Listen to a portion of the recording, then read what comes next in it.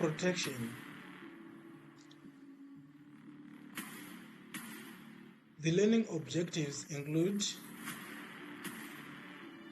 by the end of this topic, learners should be able to identify areas where consumer needs protection and identify ways in which consumers can be exploited, as well as explain reasons why consumer protection is important. If you are new on this channel and you haven't subscribed, please subscribe for free and hit the bell icon so that you'll never miss our lessons, starting with consumer protection. I shall explain. Consumer protection refers to laws, regulations, and practices put in place to ensure that consumers are treated fairly and not taken advantage of by producers, retailers, or service providers. Reasons for consumer protection. Consumers are protected. There are several important reasons why consumers must be protected, and the reasons include: to prevent exploitation, number one.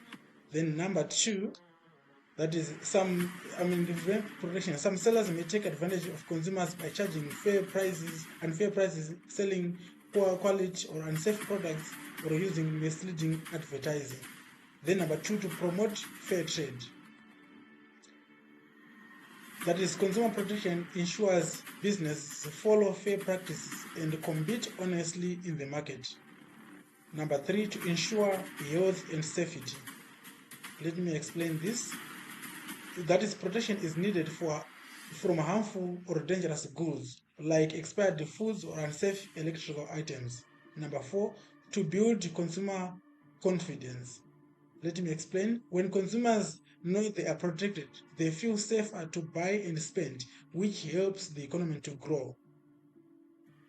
Number five, to ensure accurate product information.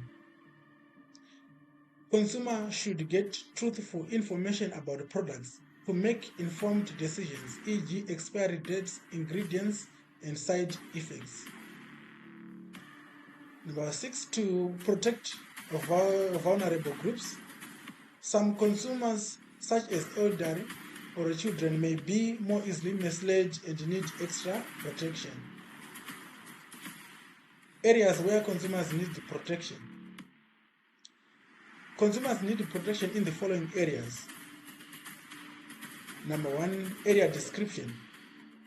That is, products must be described. Pricing protection against overcharging and hidden costs.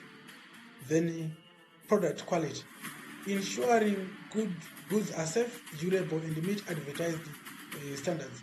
Information. Protection against false advertising, misleading labels, and lack of important details. Health and safety. Protection from harmful or expired products. Consumer rights. Protection of right to return faulty goods or to get compensation. Services. Ensuring fair treatment in transport, education, and healthcare. Banking. Ways in which consumers can be exploited. Sellers may try to exploit consumers in various unfair ways, which include overpricing, that is, charging more than the fair value of a product or service. False advertising, giving misleading information to attract buyers. Selling harmful products, providing goods that may harm health, or tampering with the scales or measurements, giving consumer less quantity than what they paid for. So